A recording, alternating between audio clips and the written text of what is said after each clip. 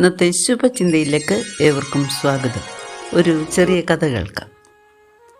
ഒരു രാജ്യത്തെ രാജാവ് വലിയ വില്ലാളി വീരനായിരുന്നു. ഒരിക്കൽ അദ്ദേഹം നായാട്ടിനിറങ്ങി. വനത്തിൽ വെച്ച് അദ്ദേഹം അവിശ്വസനീയമായൊരു കാഴ്ച കണ്ടു. വന അതിർത്തിയിലെ മരങ്ങളിൽ ആരോ കൃത്യമായിട്ട് അമ്പ് എയ്തു വച്ചിരിക്കുന്നു. അതിൽ വൃത്തം വരച്ച് ആ വൃത്തത്തിൻ്റെ ഒത്ത മധ്യത്തിലാണ് അമ്പുകൾ തറച്ചിരിക്കുന്നത്. ഈ കാഴ്ച അദ്ദേഹത്തെ അത്ഭുതപ്പെടുത്തി. ഇത്ര കൃത്യമായിട്ട് അമ്പെയ്യുന്ന വ്യക്തി ഒരു സാധാരണക്കാരനായിരിക്കുകയില്ല. ഈ വ്യക്തി തൻ്റെ നേരെയും അമ്പെയ്യുവാൻ തുനിയുമോ എന്ന് രാജാവ് ഭയപ്പെട്ടു.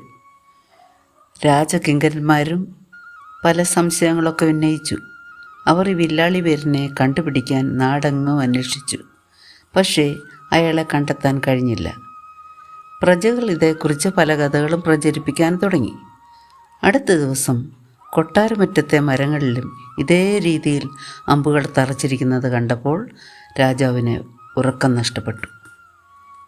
ഭക്ഷണം ഉപേക്ഷിച്ചു. താമസിയാതെ രാജാവ് രോഗശയ്യയിലായിപ്പോയി. ഒരു ദിവസം ഈ അമ്പെയ്ത്തുകാരനെ രാജഭൃത്യന്മാരുടെ പിടിയിലായി. അവനെ രാജസന്നിധിയിൽ ഹാജരാക്കി. ആ ആളെ കണ്ട് രാജാവ് ഞെട്ടിപ്പോയി. ഒരു 4 വയസ്സുകാരൻ ബാലനായിരുന്നു അത്. രാജാവ് ആ ബാലനോട് ചോദിച്ചു, നീ ഇത്ര കൃത്യമായിട്ട് എങ്ങനെയാണ് അമ്പെയ്യുന്നത്?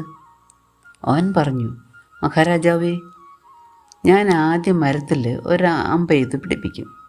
എന്നിട്ട് ഒരു ആണി കൊണ്ട് ആ അമ്പിന് ചുറ്റും ഒരു വൃത്തം വരയ്ക്കും. ഇത് കേട്ട് നിന്നവരെല്ലാം ചിരിച്ചുപോയി. ഇത്ര ചെറിയൊരു സംഭവമാണല്ലോ തൻ്റെ ജീവിതത്തെ അസ്വസ്ഥമാക്കിയതെന്ന് ഓർത്ത് രാജാവ് എളിഫനായിപ്പോയി. എന്താണ് ഈ കഥയിൽ നിന്നും നമുക്ക് പഠിക്കുവാനുള്ളത്?